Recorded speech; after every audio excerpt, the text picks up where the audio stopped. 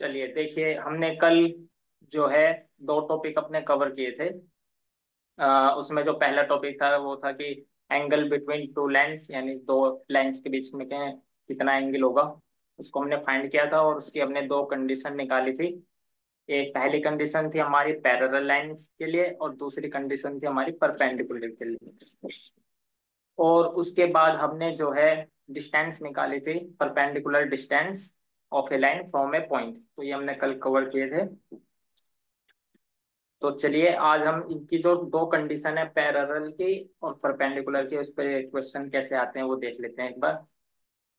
तो करिए ये सब। जैसे आपसे कहा गया कि show that these lines are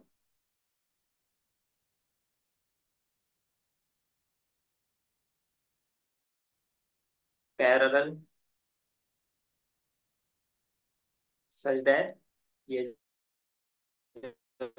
line ये है यहाँ पर 3y, 3y is equal to, मान लीजिए 2x+7। एंड आपके पास दूसरी लाइन की जो इक्वेशन होगी वो मान लीजिए आपके पास दी गई है 6y is equal to 4x+3। तो कर सकते हैं आप इन सबको। तो कीजिए, इस सवाल को कीजिए सभी के सभी। तो जो कंडीशन हमने पैरेलल लाइन के लिए निकाली थी उसको लगाइए, तो देखिए वो सेटिस्फाई हो रही है या नहीं हो रही। तो क्या कंडीशन निकाली थी, कोई बताएगा?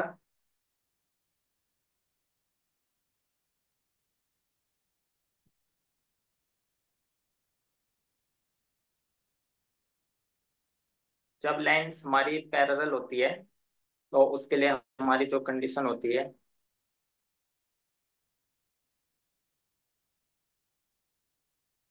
कंडीशन फॉर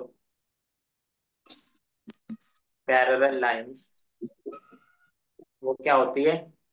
वो होती है हमारी P1/P2 is equal to Q1/Q2। अब देख लीजिए ये सेटिस्फाई हो रहा है या नहीं हो रहा है। तो आप ये बताइए, जो हमारी ये पहली इक्वेशन है और ये दूसरी इक्वेशन है, इन दोनों इक्वेशन को कंपेयर कीजिए अपने जनरल फॉर्म से, और P1 P2 Q2 की वैल्यू निकाल लीजिए और पुट कर दीजिए और देख लीजिए ये इक्वल आ रही है नहीं। तो चलिए करते हैं। तो हमारी जो जनरल फॉर्म होती है वो होती है Py = Q+। तो अगर हम इस जनरल फॉर्म से इन लाइंस को कंपेयर करेंगे तो हमारा यहाँ से इक्वेशन 1 से जो हमारा वैल्यू मिलेगी, यानी कि P1, वो हमारी मिल जाएगी 3, और P2 दूसरी लाइन से वो मिल जाएगी हमारी 6, और इसी प्रकार से Q1 ये हमारी मिल जाएगी 2 इक्वेशन 1 से, और इक्वेशन नंबर 2 से हमारी Q2 निकल जाएगा 4। तो अब आप इसको अप्लाई कीजिए। जब आप इसको अप्लाई करेंगे तो आपको मिलेगा यहाँ पर 3/6। तो इसको करने के बाद ये इक्वल 2/4, देखिए आ रहा है या नहीं। तो अगर आप इसको करेंगे तो आपको मिल जाएगा ये 1/2 इज इक्वल टू, इसको भी डिवाइड करोगे तो आपको मिल जाएगा 1/2, यानी कि ये कंडीशन आपकी सेटिस्फाई हो गई। तो इसका मतलब है ये लाइन क्या हो गई आपकी, पैरेलल हो गई। आइए मैं बताऊंगा, ऐसा आ रहा हूँ। और इसी प्रकार से आप जो है इसको ये बताइए, ये लाइन परपेंडिकुलर होगी या पैरेलल होगी, तो वो बताइए। तो जैसे मान लीजिए आपको दिया है L1, इस बार मान लीजिए 9y - 4x + 10 = 0। और आपकी जो दूसरी लाइन है वो है, मान लीजिए यहाँ पर 27y - 12, सॉरी इसको प्लस कर देते हैं, +12x, और मान लीजिए +4 = 0। तो क्या आप बताइए ये लाइन पैरेलल होंगी या नहीं होंगी? तो बताइए, करिए इसको।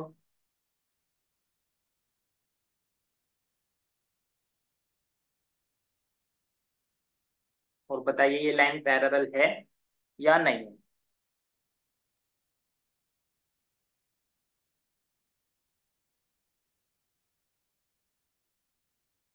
तो करिए इसको find.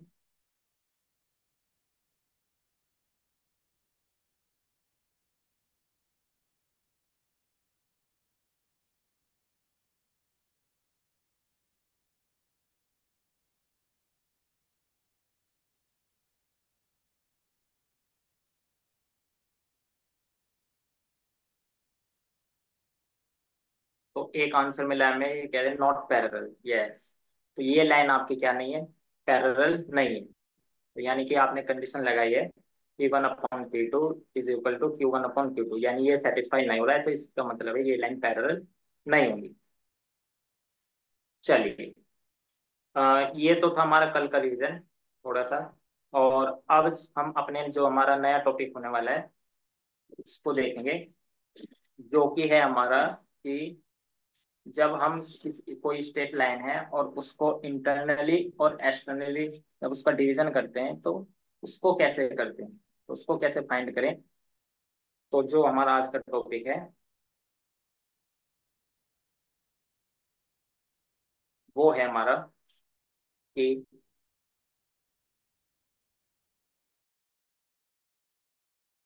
Internal division of A line, यानी कि किसी रेखा का अंतर विभाजन। देखिए इसके लिए हम फॉर्मूला डिराइव करते हैं। तो मान लीजिए आपके पास कोई स्ट्रेट लाइन है, मान लीजिए ये आपकी कोई स्ट्रेट लाइन है। इसको नाम दे देते हैं ए बी, आपकी कोई स्ट्रेट लाइन है ये यहाँ पर। इसके कोऑर्डिनेट मान लीजिए आप x1, y1, और बी पॉइंट के जो कोऑर्डिनेट मान लो यहाँ पर x2, y2। और इसको हमें क्या करना है, इंटरनली डिवाइड करना है। तो मान लीजिए इंटरनली डिवाइड करेंगे तो मान लीजिए यहाँ पर कोई पॉइंट है सी, और इसके क्या कोऑर्डिनेट होंगे तो वो आपको फाइंड करना है। मान लीजिए इसके कोऑर्डिनेट है x, y। तो x क्या होगा और y क्या होगा जब आपको a और b के कोऑर्डिनेट आपको गिवन हो। और इनका रेशियो हम ले लेते हैं, मान लीजिए m और ये n। तो इसका रेशियो हमने ले लिया m/n। तो अब आपको क्या करना है, इंटरनली डिवाइड करना है और इस फाइंड करना है इस c के क्या कोऑर्डिनेट होंगे। तो चलिए, तो देखिए आप सभी को पता है कि जो हमारा इसमें इसको कोऑर्डिनेट को फाइंड करने के लिए हम जो सूत्र का इस्तेमाल करेंगे वो हमारा होगा थर्ड सूत्र। तो वो थर्ड सूत्र क्या है हमारा, ऊर्ध्व तिर्यक व्याम। तो इस सूत्र का इस्तेमाल करके हम अपने कोऑर्डिनेट को फाइंड करेंगे। तो इसकी मीनिंग क्या होती है, वर्टिकली एंड क्रॉस वाइज। तो अब देखिए, अब इस सूत्र का इस्तेमाल हम कैसे करेंगे। तो देखिए, सबसे पहले तो आप अपने जो कोऑर्डिनेट्स है उसको लिख लो, x1, और यहाँ पे इसके नीचे लिखो x2, और यहाँ पर आ जाएगा आपका y1, और यहाँ पर आ जाएगा आपका y2। और बीच में आपको रेशियो डालने हैं, वो आपको गिवन था m और n। ओके, अब देखिए अब आपको इस सूत्र का इस्तेमाल कैसे करें। तो देखिए सबसे पहले तो हम करते हैं क्रॉस वाइज। तो आपको सबसे पहले जो है इसकी मल्टीप्लाई इससे, एंड देन इसकी मल्टीप्लाई इससे, और सेम सिमिलरली आप जो है इसकी मल्टीप्लाई क्रॉस वाइज करेंगे और इसकी भी मल्टीप्लाई क्रॉस वाइज कर देंगे तो ऐसे। तो देखिए क्या मिलेगा आपको। तो आपका जो कोऑर्डिनेट आपको फाइंड करना है सी, x, y, तो उसमें जो x कोऑर्डिनेट होगा, देखिए x कैसे निकालेंगे। एक्स निकालने के लिए आपको क्या करना है, क्रॉस वाइज। तो यानी x1 की मल्टीप्लाई n से करेंगे तो आपको मिल जाएगा यहाँ पर n x1 प्लस, और इसकी मल्टीप्लाई करेंगे तो आपको मिल जाएगा m x2, और अपॉन में रेशियो का सम यानी कि m प्लस n। तो इस तरीके से आप अपना जो है x कोऑर्डिनेट फाइंड करेंगे। और सिमिलरली जब आप y कोऑर्डिनेट फाइंड करेंगे तो अब आप यहाँ से क्रॉस वाइज मल्टीप्लाई कर दीजिए तो आपको मिल जाएगा यहाँ पर ny1 प्लस अब my2, और अपॉन में आपको मिल गया m प्लस n।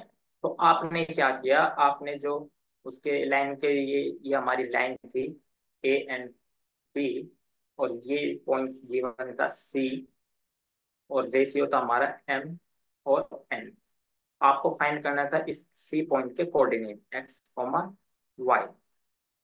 जब आपको ये गिवन हो x1 y1, और इसके कोऑर्डिनेट है x2 y2, तो आपने इसके कोऑर्डिनेट फाइंड करने के लिए देखिए, तो ऐसे हम जो है इसके कोऑर्डिनेट फाइंड करेंगे। तो आपके कोऑर्डिनेट निकल के आ गए हैं, एक्स कोऑर्डिनेट आपका निकल के आ गया nx1 प्लस mx2 अपॉन में m प्लस n, और सिमिलरली वाई निकल के आ गए। अब आप इसको ऐसे भी लिख सकते हैं, ब्रैकेट में nx1 plus mx2 upon m plus n। तो आया आपका x कोऑर्डिनेट, और y कोऑर्डिनेट है आपका ny1 प्लस my2, और अपॉन में आ जाएगा आपका m प्लस n। तो ये आपका जो है कोऑर्डिनेट निकल के आ गए। अब देखिए यहाँ पर जो है कोऑर्डिनेट को फाइंड करके आप यहाँ से जो है, यहाँ पर हमारे दो स्पेशल केस बनेंगे। तो आप यहाँ से जो है इस पॉइंट को जो है मिड पॉइंट यूज करके मिड पॉइंट के आप कोऑर्डिनेट फाइंड कर सकते हैं। यहाँ पर आप जो है किसी ट्राइंगल के सेंट्रोइड को भी यहाँ पर इसका इस्तेमाल करके निकाल सकते हैं। तो देखिए वे हमारे दो स्पेशल केस क्या होंगे। तो देखिए जो हमारा स्पेशल केस होगा,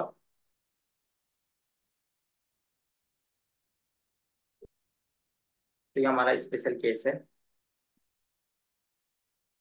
फर्स्ट। तो देखिए इसके यदि हमारी जो ये रेशियो है m और n, यदि ये हमारे वन हो जाए, दोनों दोनों इक्वल हो जाए, यानी कि m की और n की जो वैल्यू है वो दोनों वन हो जाए, तब हमारा जो कोऑर्डिनेट बनेगा, यानी कि जिसको हम कहेंगे मिड पॉइंट, नाम दे दिया मान लीजिए सी। तो ये ऐसे, ये ए बी है, तो इसका मिड पॉइंट यहाँ पर है सी। तो अब इसके कोऑर्डिनेट क्या होंगे। तो देखिए आपको जो फार्मूला अभी हमने ड्राइव किया इसमें आपको m और n की जगह पर वन रखना है। तो आपको क्या मिलेगा, जब आप यहाँ पर m और n की वैल्यू वन रखेंगे तो यहाँ पर आपको मिल जाएगा x1 प्लस x2, और अपॉन में one plus one two, x1 plus x2 upon two. तो ये आपका जो है x कोऑर्डिनेट निकल के आ गया है। तो इसको आप ऐसे लिख सकते हैं x1 plus x2 upon two, और सिमिलरली जो हमारा y कोऑर्डिनेट होगा y1 plus y2 upon two. ये हमारा एक स्पेशल केस है, ये मिड पॉइंट फाइंड करने के लिए है कि हम अपने मिड पॉइंट x, y, ये मिड पॉइंट सी के कोऑर्डिनेट कैसे फाइंड करेंगे। तो ये हमने जो है निकाल दिया। तो आपको यदि कोई भी दो पॉइंट गिवन हो और आपको फाइंड करना है कि उसके मिड पॉइंट क्या, उसको उस मिड पॉइंट के कोऑर्डिनेट क्या होंगे, तो आपको करना है x1 plus x2 upon two, और y कोऑर्डिनेट के लिए y1 plus y2 upon two. अब इनके हम एग्जाम्पल लेंगे। जैसे आपसे कहा गया एग्जाम्पल, तो सबसे पहले तो हम अपने फार्मूले पे जो है क्वेश्चन लेंगे। यहाँ पर पहला मान लीजिए आपको गिवन है टू पॉइंट्स, मान लीजिए पॉइंट ए आपको गिवन है 8,9, और दूसरा पॉइंट आपको गिवन है बी, उसके कोऑर्डिनेट है मान लीजिए -7 और 4, और रेशियो आपको कहा गया है यहाँ पर, तो रेशियो वो है आपका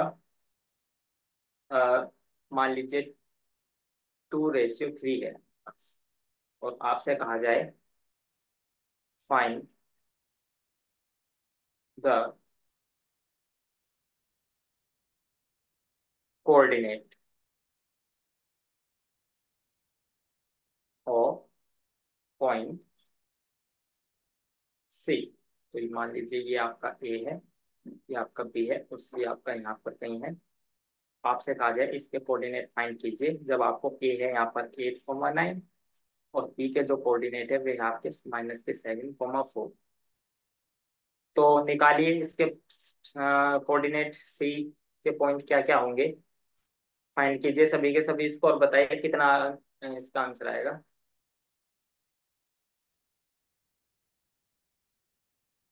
तो कीजिए सभी, और जिसका आंसर आ जाए वो चैट बॉक्स में या ग्रुप में मैसेज कर देना।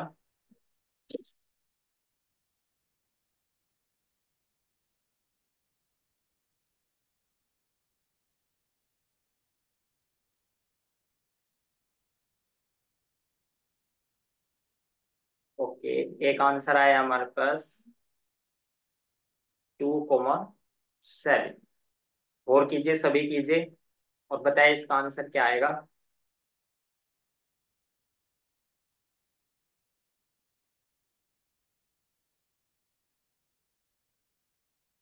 तो सब फाइंड कीजिए पॉइंट सी के कोऑर्डिनेट क्या क्या होंगे।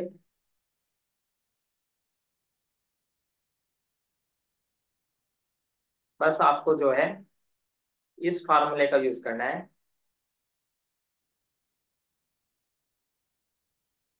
एम की वैल्यू यहाँ पर 2 है, और एन की वैल्यू आपकी 3 है, और बाकी x1 x2 y1 y2 आपको गिवन है। तो सभी का यही आंसर आ रहा है या इससे अलग आ रहा है।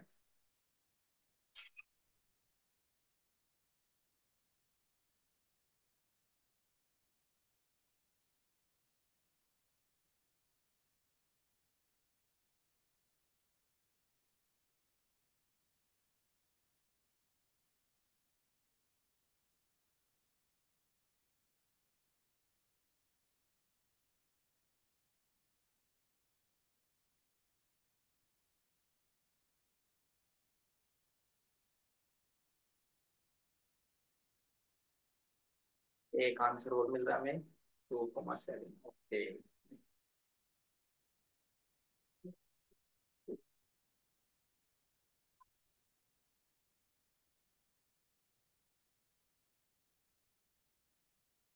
ठीक है, आपका जो आंसर आएगा उसका आएगा 2,7। इसी प्रकार से आप जो है मिड पॉइंट फाइंड कर सकते हैं। तो चलिए मान लीजिए क्वेश्चन मिड पॉइंट के लिए मान लीजिए ये है, मान लीजिए आपको पॉइंट्स गिवन है, मान लीजिए 7,9, एंड आपको बी पॉइंट आपको गिवन है मान लीजिए 5,7, और आपसे कहा जाए फाइंड द कोऑर्डिनेट ऑफ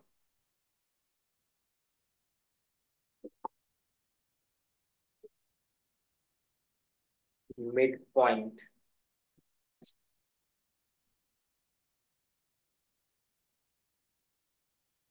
तो फाइंड कीजिए, जल्दी से बताइए इसके मिड पॉइंट क्या क्या आएंगे। तो निकालिए सभी के सभी।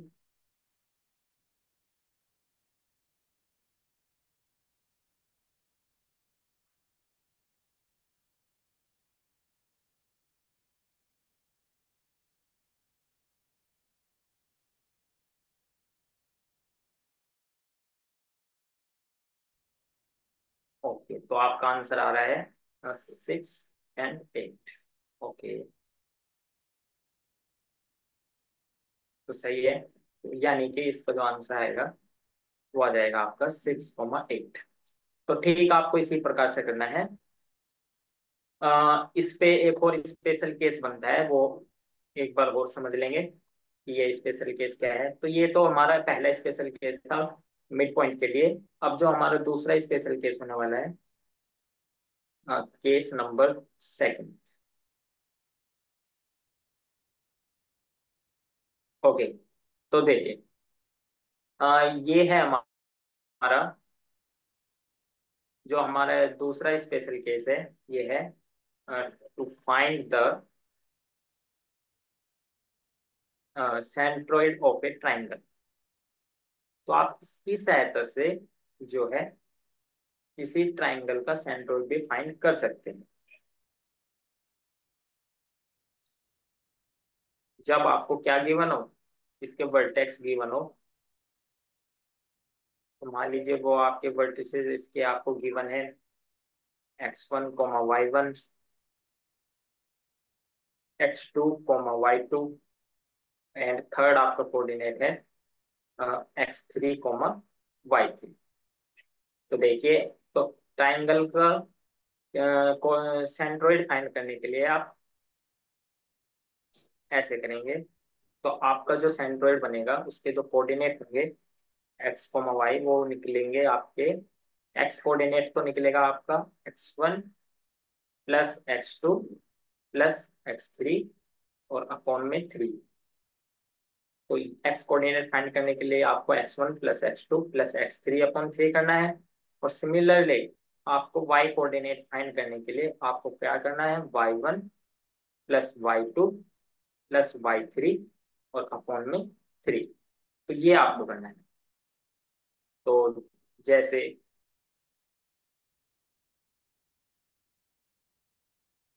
आपसे कहा जाए आपको वर्टिसेस किसी ट्राइंगल के गिवन है, मान लीजिए ए आपको गिवन है 4, 6, बी आपको गिवन है मान लीजिए 2, -2, एंड सी आपको गिवन है 0 and 2। और आपसे कहा जाए फाइंड द सेंट्रोइड। तो इसका सेंट्रोइड बताइए कितना आएगा जब आपको ये 3 वर्टिसेस गिवन हो। तो करिए, और इसका सेंट्रोइड बताइए कितना आएगा सभी के सभी। 2,2 सर, 2,2। ओके ओके, आप सबका आ रहा है 2, 2। तो सभी का 2, 2 आ रहा है। तो यानी आपने किया x = x1 है आपका 4, और x2 है आपका 2, प्लस x3 है आपका 0 और अपॉन में 3। ऐसे किया आपने। जी सर। और 6, फिर ये है -2, और ये आ जाएगा प्लस के 2 और अपॉन में 3। ओके, तो यानी कि ये आ गया आपका 2, और इसको भी सोल्व करके आ गया आपका 2। यस, ठीक है। तो आपकी ये इसमें क्या है, इंटरनल डिवीजन में आपके दो स्पेशल केस बनते हैं, फाइंड द सेंट्रोइड के लिए और एक आपका मिड पॉइंट के लिए। और सिमिलरली हम क्या करेंगे, अब अपना जो ये था हमारा इंटरनल डिवीजन, अब हम करेंगे एक्सटर्नल डिवीजन। तो उसमें भी हम क्या करेंगे, जो हमारा सूत्र 3 है ऊर्जित त्रिज्याव्याम, उसका यूज करके बड़ी आसानी से अपना जो है निकाल सकते हैं। तो देखिए पर उसमें क्या करना है, तो सिमिलरली वो इसी की तरह होता है।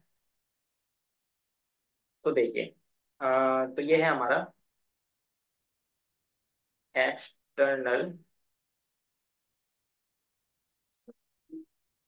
Division of A line. तो देखिए, यानी कि अ, किसी रेखा का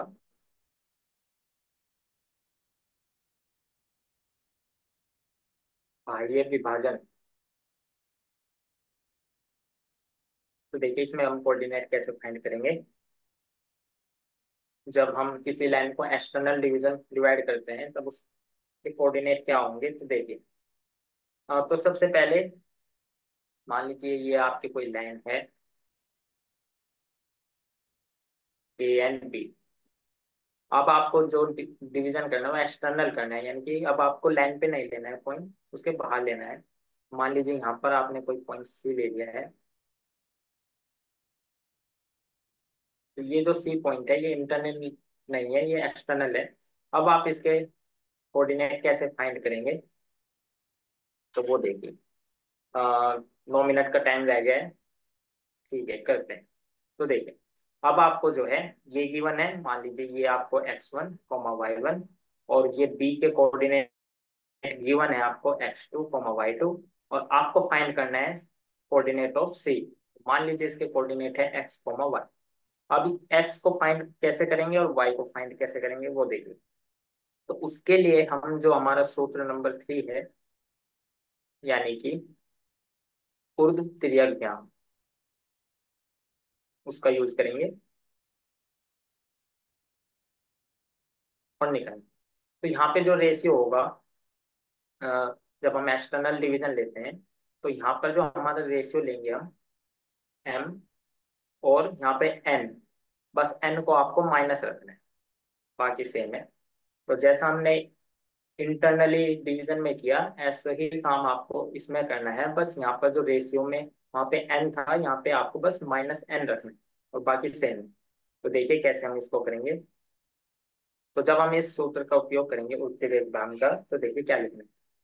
तो सबसे पहले तो आपको लिखना है वही सेम x1, x2, और यहाँ पर भी हो जाएगा y1, y2। और सिमिलरली आपके जो रेशियोज है वे है आपका m, और दूसरा रेशियो है आपका माइनस का n।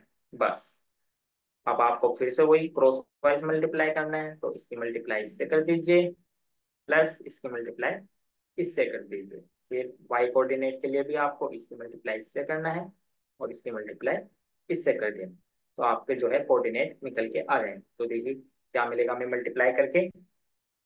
तो जो हमारा पहला कोऑर्डिनेट x होगा वो निकल के आ जाएगा। देखिए जब हम मल्टीप्लाई करेंगे तो हमें मिल जाएगा माइनस का n x1 प्लस x2m। तो इसको ऐसे लिख लीजिए। तो आपको मिल जाएगा माइनस का n x1 प्लस के m x2, और अपॉन में रेशियो का सम, यानी कि m प्लस और ये माइनस n। बस ये तो आपका निकल के आया x कोऑर्डिनेट। और y कोऑर्डिनेट के लिए आपको करना है फिर से वही क्रॉस वाइज मल्टीप्लीकेशन। तो जब आप इसको करेंगे तो आपको मिल जाएगा यहाँ पर माइनस का n की y1 के साथ और m की y2 के साथ। तो कर दीजिए मल्टीप्लाई, तो आपको क्या मिलेगा, आपको मिल जाएगा माइनस का n y1 प्लस के m y2, और अपॉन में m प्लस माइनस के m। तो जब आप इसको सॉल्व करोगे तो आपको मिल जाएगा यहाँ पर, आप इसको ऐसे भी लिख सकते हैं mx2 माइनस का nx1, अपॉन में m प्लस माइनस माइनस हो जाएगा तो माइनस का n। ओके। और आपका जो y कोऑर्डिनेट है आप इसको लिख सकते हैं my2 माइनस का ny1, और अपॉन में m माइनस n। तो आपका जो पॉइंट सी था उसके जो कोऑर्डिनेट x, y है वो आपने निकाल दिए हैं इस सूत्र को त्रिज्यीय अभियान का यूज करके बड़ी आसानी से। तो वो क्या निकाले आपके, ये तो है आपका x कोऑर्डिनेट, और ये निकल के आ गया आपका y कोऑर्डिनेट। तो चलिए इस पे एक क्वेश्चन करते हैं सबसे पहले। तो मान लीजिए पहला क्वेश्चन है आपके पास, ए आपको गिवन है मान लीजिए 3,4, और बी है आपको गिवन है मान लीजिए -6,2, और रेशियो आप ले लो यहाँ पर मान लीजिए 3 और -2। सिमिलरली दूसरा सवाल, मान लीजिए इस पर आपको गिवन है -3, -4, एंड बी आपको गिवन है 2,1, और रेशियो आपको मान लीजिए गिवन देगी इस बार 5 एंड -4। तो कीजिए आप इन दोनों सवालों को कीजिए। 5 मिनट का टाइम रह गया हमारी मीटिंग में। आप इतने इन सवालों को कीजिए और बताइए कि इसके क्या क्या आंसर आ रहे हैं। तो कीजिए सभी के सभी।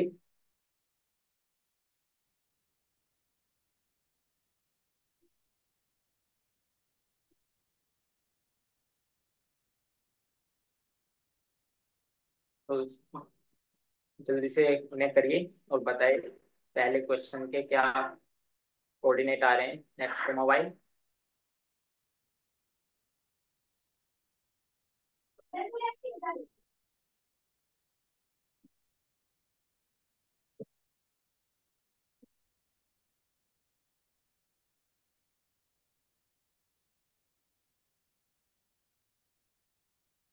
तो जिसका आंसर आ जाए वो चैट बॉक्स में डाल सकता है अपने आंसर।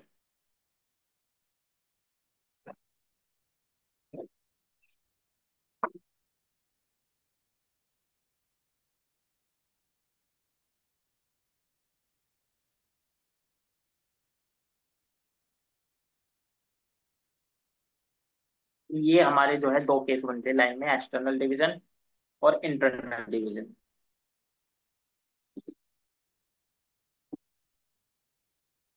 ये हमारी यूनिट का जो थर्ड टॉपिक था उसमें बस इतना ही है।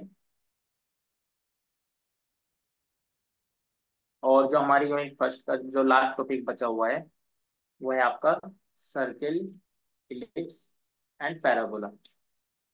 इन तीनों की equation. Okay, the equation of circle, parabola and ellipse. तो ये आपकी fourth unit, sorry fourth topic है फर्स्ट यूनिट का। तो इसको भी कर लेंगे हम। ओके, तो आप इतने इन्हें प्रैक्टिस कीजिए। तो बताइए पहले का आंसर क्या है।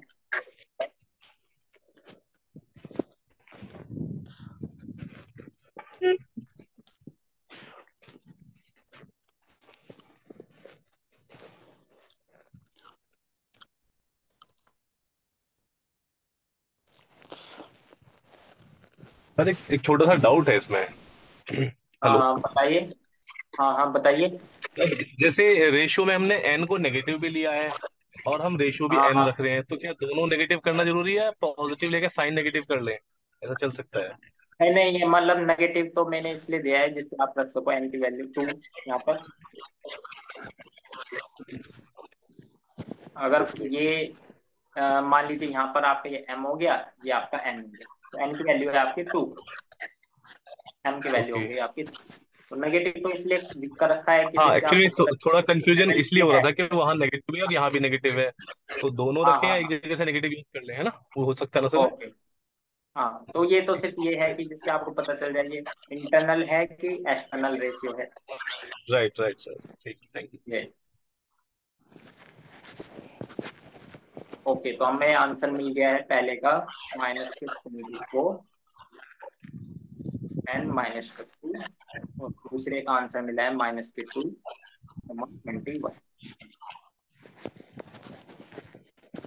तो सभी के यही आंसर आ रहे हैं या इससे अलग।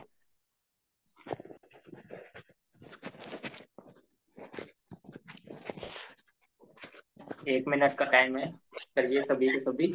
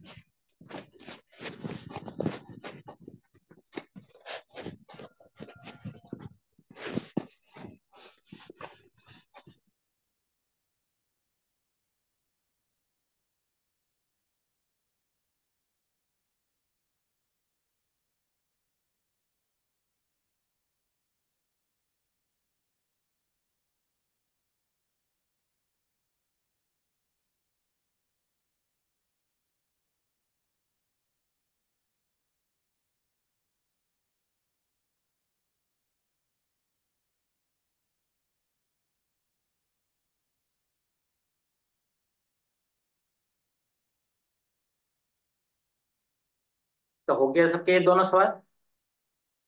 और जिसमें इसमें अगर डाउट है तो पूछ सकता है।